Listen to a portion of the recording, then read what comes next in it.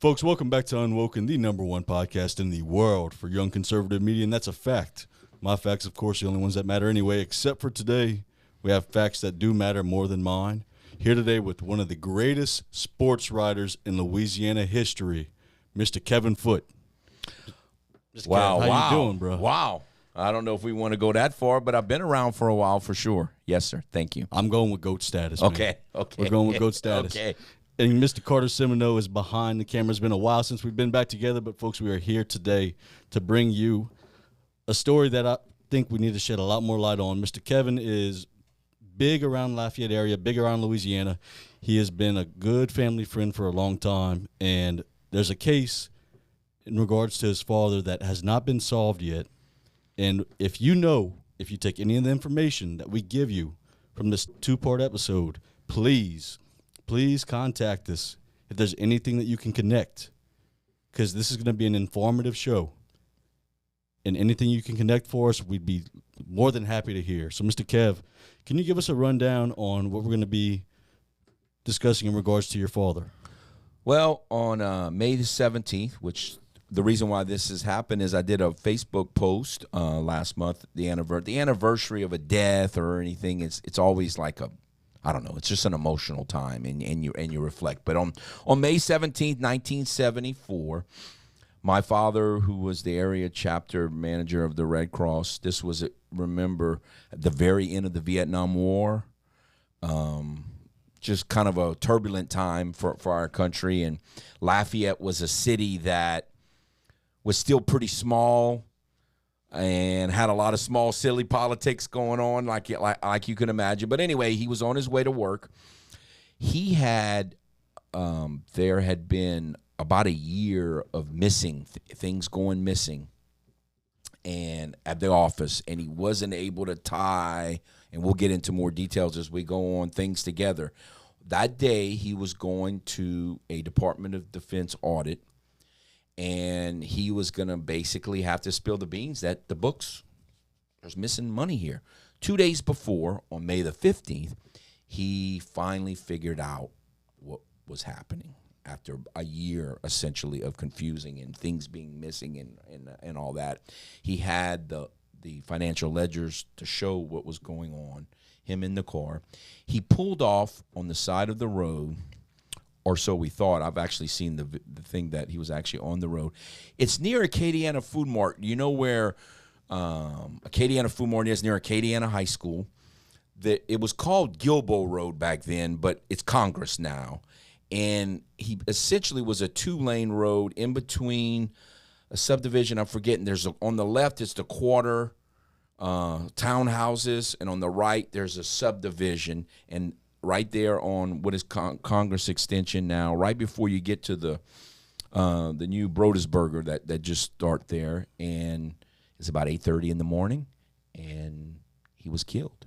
When they found him, he was sitting in his car, white station wagon from the Red Cross, in the middle of the road on a Friday morning, school day, late in the year, but a school day, and 3 shots were fired. 1 grazed him, 1 hit him in the head, and the other missed and hit the door on the other side. He was laying on top of the financial ledgers that had the issues, and blood everywhere. In broad daylight. Broad daylight. In the middle of a front, again, it's not a 4-lane. It was a 2-lane road, but, I mean, there's a high school a quarter of a mile away. People are going to school.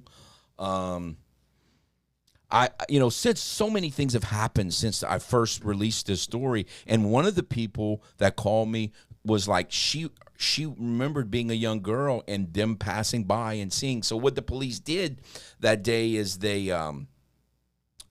closed everything off and interviewed everyone the next day or so, the work day, because the next day was a Saturday, and interviewed people as they came. Did you come this way on the Friday, and what did you see? And there was one old gentleman who did, see a person near the car on that Friday. So it's one of the strangest cold cases, because you can imagine, because of who I am and what happened to my father, I've grown up, like I watch cold cases and all that forensic stuff all the time and have for years. And it's one of the stranger ones because from day one, there was one primary suspect. Like, not very often do you have a cold case that's lasted 40-something, almost 50 years, and from the afternoon that it happened, there was one clear suspect, and 40-something years later, nothing's ever happened to her in this case. It's just bizarre. And so there's a lot. My mom always had an idea that there was a conspiracy. So I've lived most of my life with the belief that there was this conspiracy, and now that I know way more about the case since we started doing some research on this 4 or 5 years ago, there's a lot of evidence that there is a conspiracy, but there's a lot of things, I don't say evidence, there's a lot of things that make you think, untied loose ends that we can talk about that make you think there's a conspiracy, but I don't absolutely have proof that there was, but I wonder. And, you know, we've talked about on the show a few times that I'm not the biggest person when it comes down to conspiracy theories, but whenever you're dealing with the certain people that are detailed out in this report and the business that is detailed out in this report as well, a big corporation, all the things point to people of power, right, who have the ability to make certain things happen like that. And when we say conspiracy in this case, it's that it's a cover-up. Like, she seemed to have Teflon. If you read everything about her, and to get back to the day. Okay, so when they did the crime scene, my mom woke up and she wasn't feeling well, and we can get to the whole story. To me, it's a fascinating. Anyway, let me just say it if you don't mind. Like, Go ahead. So that Wednesday, my dad goes to Guaranty Bank, the old Guaranty Bank downtown. It's not even a Guaranty Bank anymore. The tall building by the public library was Guaranty Bank back then. So he goes to Guaranty Bank, and he meets with a lady named Miss Bonnie, who I have since interviewed and about this. And they've realized that Gwen Roy Gainey is the lady who's the primary suspect, and that Gwen had gone in, and they realized that she was messing the books. She was. And look, she's pleaded guilty to this, and so, I mean, this is not a secret. The embezzlement part is not a secret. You know, she served like 30 days in jail and all that, but she pled guilty to that. So they realized that. On that Thursday, the next day, my mom, my aunt, and some other ladies that lived around us, and Gwen were in a Pokino club. And that Thursday, they were scheduled. They were playing Pokino. And Gwen was there. My mom was there. The car that Gwen said that she drove in her alibi was not the car that was there. But anyway, they played. My mom wasn't feeling good. She asked my dad, and I don't want to go. She told my dad, I don't want to go to this Pokino game, because they had found out the day before on the Wednesday that it was Gwen. And my mom had always suspected Gwen, and my dad had always kind of, I don't know. And if you could read, my mom did not like Gwen. Gwen was the type that, and you read from all the interviews that she gave, she was constantly giving dad gifts. She would call mom and do the old, I don't think Russell likes me anymore, and oh, yeah, he does. You're fine. And then he would threaten to fire, and then he wouldn't fire as the monies were missing and things would go missing. So anyway, mom wasn't feeling good. She went, and it was the night before. She went to the Pokino game. She came home. She wasn't feeling good. She went to bed. She didn't get up early, and she normally got up early and made coffee, but she didn't because she had lost her voice. She didn't even call the cards when playing the Pokino the night before. So she gets up that day, and then she gets a knock on the door, and they say that your husband's dead. So she goes to the hospital. The detective that was on the case, named Guy Barnett, mom walks into the hospital and says, the secretary did it. Because she, in her mind, knew. I mean, it was just, you're talking about circumstantial evidence. Find out on the Wednesday that it was her. She had been suspecting that she was a problem and trying to convince my dad, you need to fire. And finally, they did. He did fire a week before. That all of this happened. And so we knew from the day that she was the number one suspect, and to this day, the Guy Burnett believes, anybody around the case believes that she did it. And yet, to my knowledge, she has not been interviewed about this since 1974. It's unbelievable. She's lived all over. She has committed many felonies since then, and yet she has not been interviewed for this murder since 1974. Now, a week or two before, there was an arson. Someone tried to burn the Red Cross building, which is the old War Memorial building on the corner of Pinhook and General Mouton downtown. And we believe that it was her. So why has nobody tried to interview her since? What's the reasoning behind that? I don't know. Look, there has been, since we started this in 2017, that people have been interviewed. Technically, the case is open. There is a gentleman in the sheriff's department that has, put effort into the case, and they have recently, they found out where she's living now. They've tried to go talk to her and weren't able to. I don't know all the details there, but she hasn't, right now, for me, I just want her to have a chance to say yes, no comment. I mean, we're never, if she died, like I pray every day that God just keeps her alive.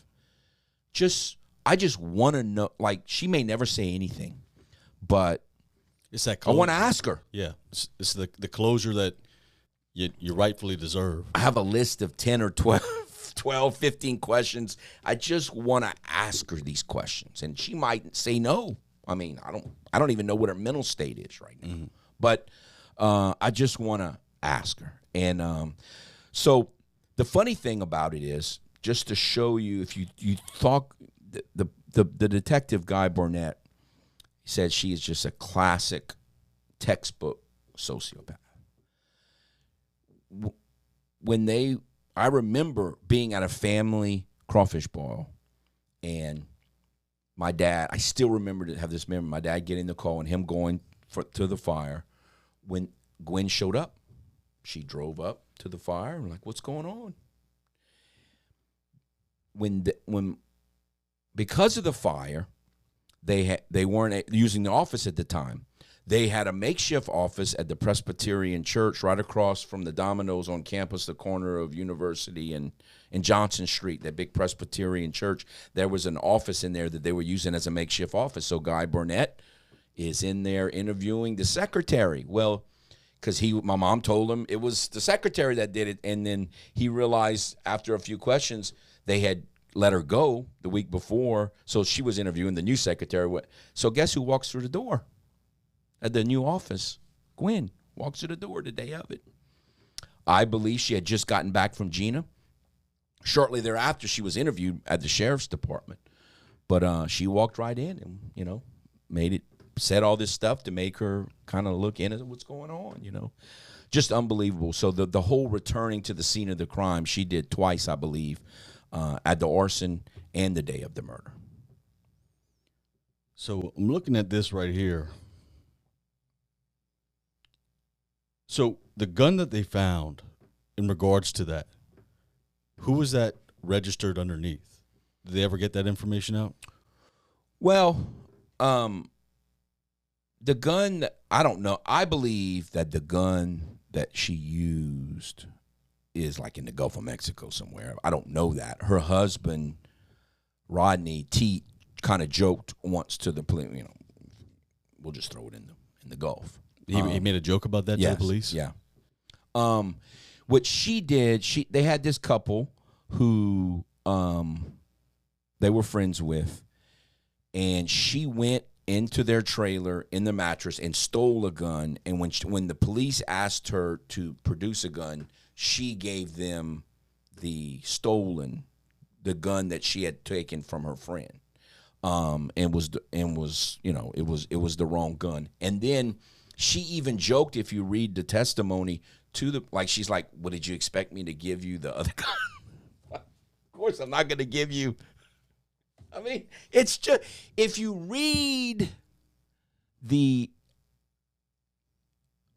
all of her interviews, which I've done, it's just, she was unbelievable. Like the things she said, and the detective Lopez that went up to her, all, she said, "Well, that gun that you wanted was in the car at the time. Like it was in the car at the time, but I wasn't going to give you that gun."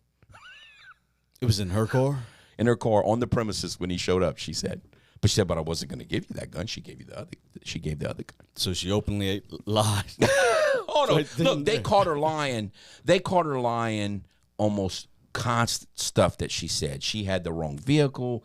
She lied all kind of ways. She took a lie detector test a couple months after in Lake Charles and failed it. And at the end of the lie, I don't know, lie detector is not 100%, but like the guy who did Joe Bartlett, who did the lie detector, says, in his opinion, she committed the murder because she lied on every one of the questions about that had anything to do with the murder. And you kind of wish that they had the tapes and the technology that they have now to see the actual footage of her doing the test. Absolutely. But again, just being able to read all of her interviews, you could just you could just tell how she was constantly trying to manipulate the situation. And she just, again, I think, and again, this isn't the purpose of any of this, but like, if they made a movie, like, it would take this incredible actress to point out all the things that she was doing and saying and why she was doing them. I mean, it was really incredible. And again, when they went to the grand jury, they said yes, convicted her of the embezzlement. Not only did she steal roughly about $5,000 from back then, which is about $50,000, but still, why kill for $50,000? But anyway, that's a whole different issue. But then right after she got fired, she went and started working for this other man named Darcy, and stole $3,000 from him so she could pay the bill for her lawyer bill for the embezzlement case. It's just unbelievable. So they had concurrent. She got caught guilty on the concurrent embezzlement from both of them, but they didn't want to. Nathan Stansberry, who was the district attorney at the time, said he didn't want to do a guilty. He encouraged the grand juror to have a guilty verdict on the murder part because they didn't have a gun yet, and if she got off because of double jeopardy, she would be gone. The problem with that is this. I've spoken to a member since this came out who was on the grand jury. He said they were ready to do a guilty verdict on the murder. Nathan Stansberry talked him out of it, which I get that logic. The whole they didn't have the gun yet, and they didn't want to try her and she'd be innocent, and then it'd be done. The problem with that is they never talked to those people again. The grand jury said they never heard another word. The lady, Miss Bonnie, said after they interviewed her for that process, they never interviewed her again. It was just all dropped. When we started to this, we went to the clerk of court's office. There is no evidence that the grand jury even met. There's no record that the grand jury even met, even though they definitely met, and I even interviewed someone who was on the grand jury. There's no record of that. All of the evidence, the physical evidence, was destroyed. I tried to get records of the arson investigation. None of them are available. So again, those are the things that make you, The guy who was in charge of the arson investigation is the gentleman who recently got in question. He was head of the state wildlife and fisheries.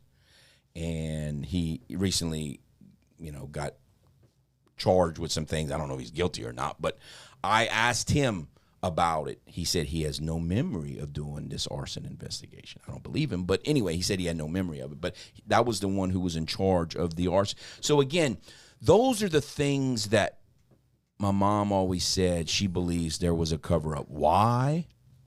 I don't know. There's all kind of theories, but I can't prove any of them. I mean, just from hearing, making assumptions here. Yeah. Screams out inside job from every aspect of anybody who has ever listened to a true crime podcast or anything of that nature. It screams that because financial documents getting concealed, fires, destroying all the documents. I mean, how has nobody talked about this since then? That's the biggest question. It's incredible. I've talked to people who have tried to help. There's a gentleman who's a retired police officer who actually is from Gina. So where Gina fits in is Gwen married a man named Rodney Gainey who was from Gina. Their family was from Gina.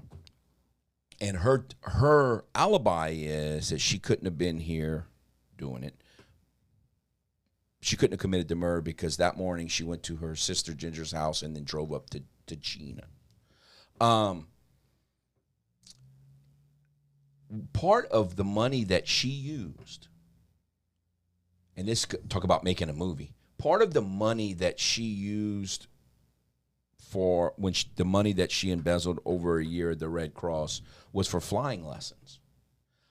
I believe, and it was even suspected because I've also seen a series of questions, post grand jury questions that they needed to go find out more. Supposedly they were going to follow up on this, that they never did follow up on it, was to get flight patterns from different airports like airport New Iberia and Lafayette and other, that there's a belief that she flew to Gina and flew back, and that is why she was able to get to Gina and back so quickly, to be there at the Presbyterian church when he went to interview, and to be there that day for the So she'd have to take a private helicopter to do that. Right. I believe that's what happened, and there was some suspect. Plus, they did actually time it out. You can get there in 3 hours, and she theoretically could have done all of that. But I believe she didn't drive. I believe she flew. But so has anybody talked to any of the private helicopter pads? I've tried to call. Because they have to have records of all those flights. I've tried, and I haven't been able to do it. But that would be something I still would like to. And I don't know if they ever actually got those answers. Mm-hmm. But again, it was dropped. It never came back up, which is, just the strange part. After all of this, a couple years later, she was working in Lake Charles at a handicap facility owned by the state, and she was embezzling. She was stealing money from the handicapped people there. That's a federal deal. So they had, in 1978, 79, I think it was 79, had a court case for them. I've spoke to those attorneys. He said, I've been an attorney for 30-something years, and he said that was the craziest court case I ever did. His secretary quit because she was scared to death of Gwen, and he said, you have to come. She said, I'm not coming, because that woman, he said he slept with a gun during the trial, near his bed the whole time, because Gwen was constantly calling him. And he said they had 30 or 40 during the trial. Her attorney, Joe Corey, who's the brother-in-law of a famous around here businessman who did the bail, just kept asking, filing motions to, and at the end, the jury gave her innocent, even though she was as guilty as she could be. And then from her probation from the embezzlement with the Red Cross and this Mr. Darcy, she ended her 5 years probation, and unsatisfactorily, but they just let her go. Going back to the court, to the embezzlement case here in Lafayette, when it was time to sentence her, I spoke to the lady on the probation lady, who I believe now lives in Oklahoma, but everything, the Guy Burnett showed up at the courtroom, and she showed up at the courtroom, and the recommendation was that she was going to get 5 years. When they showed up, they said, okay, we're going to have a continuance. In 30 days from now, we're going to sentence in Abbeville. So a guy who worked with my dad walked out, who I've interviewed since then, and he walked out and stopped a lawyer that he knew, and he said, what does it mean that they're going to do the sentencing 30 days from now in Abbeville, which had nothing to do with this case? And the lawyer told him that means the fix is in. So when they go to Abbeville 30 days later, there's a Judge Spell, who I've since found out is actually related to me distantly, because my dad was from Indian Bayou, and my mom was from Morris in Acadia Parish. But my dad was from Indian Bayou, and if you look at his family tree, he's actually related to Judge Spell. But anyway, they went into the court case, and Guy Burnett is there, and the lawyer hands up and Judge, can we speak to you in your chambers? So they went back in the chambers, and they came out and said that she gets 5 years suspended sentence, 5 years probation, suspended sentence, and it was over. They were like sitting there going, what is going on here? And so she does her 5 years. She doesn't go to any of the meetings that she's supposed to go to. And they just kind of let her go. And what about the money that the embezzled money she used to pay her lawyer? Anything happen with that?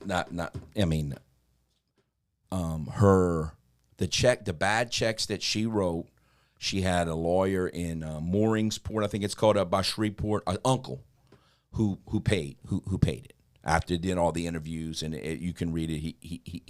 He paid all that. So I just continued to just build on itself. So from there, they moved to Lake Charles. Well, she became she had 2 kids. When she was pregnant when all of this happened, by the way, when my dad was killed. And what she said was that she had a daughter who had cystic fibrosis, which was never true. And she did that to help people to feel sorry for her. It's all part of the big manipulation game. Yeah. We found out that when I was a kid, our pediatrician was Dr. Degg, and then we found out after that she had the same pediatrician. And then found out through that there was no cystic fibrosis. It was all just made up. But anyway, so she has these 2 kids, and she was pregnant at the time that this happened. And so these kids are a little older now, and they're playing soccer. So guess who's in charge of the money for the youth soccer program? Gwen. And she stole it. And then she went to Shreveport after that, and they found out that she was this one I don't get. She was working for an insurance company and stole 30-something thousand from them. The police in Shreveport drove to her house to pick her up, and they were going to try to get her for a psychiatric evaluation, because they're like, people are starting to think this woman's kind of crazy. She's a sociopath. She gets away from them. The police chase her. They corner her. She pulls out a gun, fires it at the police, and that attempted murder charge gets reduced to illegal discharge of a firearm, and she gets away. Nothing. There's cards. Look, I mean, you can only get away with so much here. Believable. So, then she does her sob story, and to neighbors that she's living around in Lake Charles, and one of them is a really nice lady who feels sorry for her, and she says, so if you want, you can, come by and get coffee anytime, whatever you need or whatever. And so one day, the trusting friend, neighbor, lets Gwen go into her house, and so, of course, Gwen steals her credit cards and goes to JCPenney and buys a bunch of stuff with this neighbor's credit card who was just trying to be nice to her. Finally, she gets mad because she felt betrayed and takes her to court. The judge, and I'm forgetting her name right now, in that case the lawyer in that case, that prosecutor, was the judge. I don't know if she got drunk, and she was like a district court federal judge. She found out she was drunk, and they had to retry a bunch of her cases. I think she's now dead now. But anyway, recently that happened. But she was the prosecuting attorney in that case. So in that case, they find her guilty. And this is amazing. My mom died in 2015. My mom died thinking that the only jail time that my mom thought Gwen got was 30 days. When she got the 30 days, this was back in 74, they let her go to be with her family. They let her out of those in the middle of the 30 days because it was Christmas time. She got sentenced around later. They let her go to be home with her family I remember my mom that was a big deal for her. So, but anyway, she thought she spent 30 days. Well, what she didn't know is she actually got convicted of this, and not only that, the judge in the sentencing went all the way back to the Red Cross case, said you did this and you did this and you did this, and finally she actually spent 12 years in prison. And I never knew that until this case. So she gets out of after that 12 years. And she had buffaloed everyone in there. I've seen them where she had convinced everybody that she was mistreated and all of that. And they were all like trying to, all the workers in the jail were in the prison were like, you need to let her out and let her out early because she had them all buffaloed. Well, she finally, she didn't get out early. So after the 12 years, she gets out and she starts working for an attorney named Darrell Ryland in Marksville. Well, she stole $70,000 from him. And he apparently had some iffy books, as the story goes. And when they went to the sentencing, she threatened to expose his iffy books, and so she got off on $20,000 restitution, and she got out there. So she had not reformed. It's just unbelievable. So I don't know what she's done since. That's the last crime that I know that she's committed was stealing 70-something thousand from them, and this was, and since then she's kind of been, she's older now.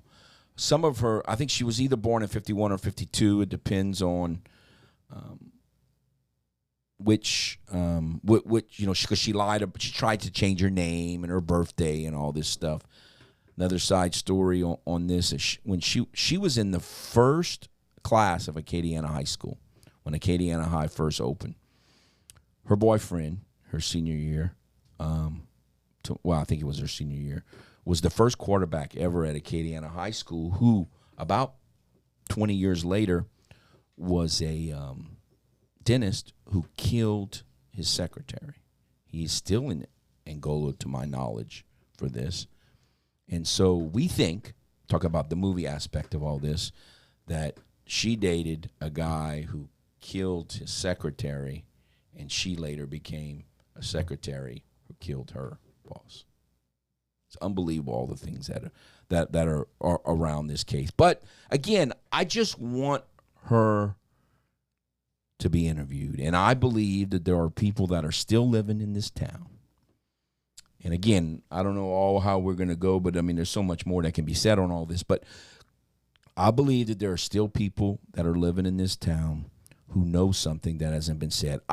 When this first came out, I tried to interview guys or tried to find guys who were private detectives in this area around this time. And I did contact one, and the whole time he was a nice man, but the whole time I was talking to him, I could tell he was holding something back. You know how you can just sense, you ask them a question and they just kind of shake their head or smile or not giggle, but like, like, and you would ask them a follow-up question and they just would not answer it, but you just know that they know more. Her husband, they got divorced. Finally, he just had enough. They got divorced. And the people who she was neighbors with in Lake Charles testified against her. She went to one of their houses and broke in and stole some stuff. They never proved it, but the lady said, I know it was Gwen. Another lady that neighbor of hers in that whole time when that she was in Lake Charles, I contacted her when we started this investigation, called her. And she was an older lady, and she had her husband was in the background, and we have it on tape. And he said, "Who is that? You need to just hang up on this man."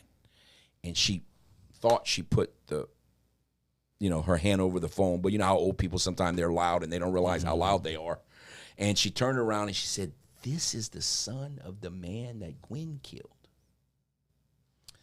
And they have gone to try to talk to her, and she denied everything. So I guess that was a dead end. I don't know where they were able to do anything with that, but it clear as day on. And so she knew something, but they're all scared to death.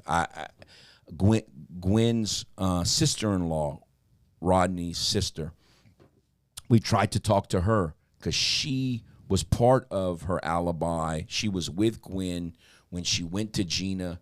While we kind of skipped that part. While she was on this supposed alibi to Gina, she went by a cousin, I think it was, a relative of Gwen named Butch Ganey, and asked him to put a notch on a gun because she was about to get framed for a murder, is the way she posed it to him. And Rodney's sister was with her on that. So when they interviewed her for this, she refused to say anything, and because she's scared to death. All these people were scared to death that Gwen would have retribution. So they get divorced. Rodney didn't marry, but was with this lady for a long time. Gwen twice. I spoke to this lady twice. Tried to kill this lady, and but nothing ever came of that either. But the one thing that she said that Rodney thought, and this could be an answer, but I don't know if it's true, that Rodney thought that Gwen was a confidential informant, which I had never heard that before. But I guess why they would pick her, I don't know. But maybe somebody they could easily manipulate. That could explain some of this cover-up stuff that has been going on all these years. Could that be what some people didn't want to tell me? I don't know. I don't know. Kevin, in 2017, that's when you and Kristen Askelson, writing for the Advertiser at the time, you guys released Unforgotten, the unsolved murder of Lafayette's Red Cross director. Right. Was that the first time that you came out and really sunk your teeth in this, kind of almost like journalistic style? Oh, absolutely. The way that story went, Kristen walked up to me one day out of the blue. I think it was in December of the previous year.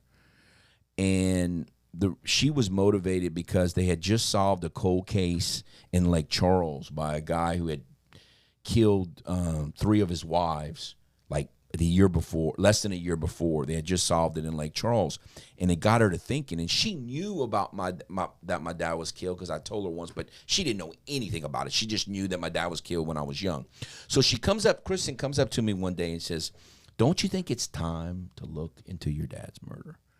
And there's all kind of reasons why it never happened. Like, I have 3 brothers, 2 by my dad, and then my mom remarried, and my youngest brother's from her second marriage. In the final years before my dad was,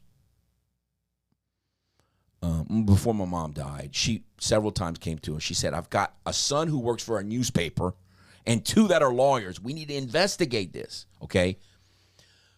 The reason why we didn't follow up is, we're not police officers or part of law enforcement, but that there was always a threat that something was going to happen to us. I remember being a child, within months after my dad was killed, being with a babysitter in our home and a car just in the middle of the night circling our home over and over again. And we were hiding in the corner of a room, scared to death, not knowing what's going on. there would just be little hints of don't do this or don't do that, you know. So my mom was scared to death that after losing her husband, she didn't want to lose anything to happen to her or her kids. We had 3. I was 7, 8, about to be 8. My brothers were 3 and 1 at the time. So my mom barely had just learned how to drive. Like, this was all of a sudden, boom. You know, she doesn't have a husband. She's having to take care of 3 kids, and she had just learned how to drive. I don't even know she was working at the time. She had work, ironically, for a bank.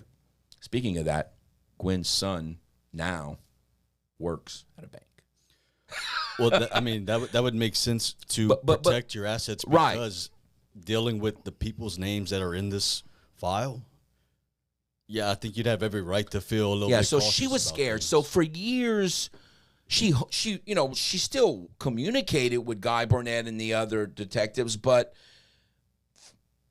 when we reopened the case that he was just talking about, I'm not going to say his name because I'm not too high on him. But anyway, the first guy that they gave the case to was a retiring guy in the sheriff's department. And his first thing he told me was, why are you bringing this up now? That's the first thing he told me when I met him. Why are you bringing this up now? Well, there's all kind of reasons why we didn't bring it up over the years. And my mom was scared for a long time. My mom always thought, and I don't know, my mom always, what was starting at that time was the Acadian ambulance. Was just getting going as an entity. My mom always thought that the cover-up came from there, but in all of this, I've never found any evidence of that. And all, you know, I'm not saying it's not true, but so she always had this idea that there were some powerful people that was covering up. So she was scared, and that was the reason why she kind of let it go, even just trusting that that the law enforcement people would do it. Now, when we started this, guess what? They couldn't find the case. This case, they couldn't find it. I worked with a man. I knew a man who worked at the sheriff's office, and part of his job for years, and he's now dead, unfortunately, but part of his job for years was he would review all the cold cases that were there that they couldn't solve because people on the anniversaries, especially the family, would come back and ask. He said, my dad's case was never in there. Was never there. Was not in that file. So this file, now I will get, when we started this and asked them to produce it, because there's a law that says after 10 years, if a case is not solved, then the family members can get the case file. So when we asked to produce it, they fought and fought and fought. But part of the reason is there were bits and pieces of it all over the place. For different, I don't know all the reasons why that was, but they had a real tough time coming up with the case file. And so at least, I don't know that they got all of it, but at least we've got, all the interviews that were done back in 1974 and that. And I tell you, that's what we're going to start off with on the next part of this show is we can go through those interviews and start talking about those because, like I said, this is a lot to unpack, man. This is deep. Yes, deep stuff. It is, and again, would I love justice? Of course, but I really want an answer, and I don't understand. Law enforcement, and they do things they know way more about solving crimes than I do, but I just hope that somehow she gets interrogated before she dies. Before we wrap, the last question, in your heart, do you believe it's more of a conspiracy or an example of poor law enforcement or sloppy law enforcement? Well, I think they could have done a better job at the time. But again, things are very different now than they were back then. Guy Burnett, he didn't have the job that long. He didn't go through some deep training. He was in the military. He was a police officer in the military. And so he got a job as a cop, and then one day he's a detective. Things like everything back then wasn't as... The processes were very different. I don't blame him. I think he tried his best. But do I think that in another parish? I was told by a guy, said, in another parish, just with the mountain of circumstantial evidence, she would have got convicted way back then. She would have. Now, in this parish, things, I guess, are a little different. But do I think that if they had done a better job she had to have some sort of blood on her. I think she probably disposed of her clothes when she visited her sister before she went to Gina. I don't know that, but that was never tested. To be on the seats of a car too. Yeah, none of that was ever tested. So I think there is some of that, yes.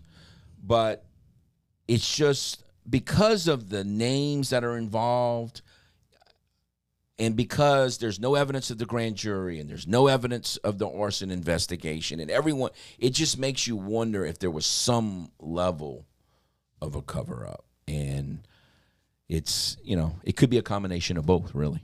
Well, we're going to unpack this thing down to the T. And like we said, folks, whenever you're listening to this, if you have any information that you can bring forward, please contact us, or anything you can connect that we're not. Please let us know. But stay tuned. Part 2 with Mr. Kevin Foote will be coming to you soon. We got a flight to leave for Montana, so we got to roll out of here. But Mr. Kev, thank you. Part 2, thank you, sir. All right, thank you. Thank you, Carter. I missed you, buddy. Missed you too, Scotty. All right, folks. This is UnWoKeN. Make sure to like, view, and subscribe this channel, and we'll see you next time.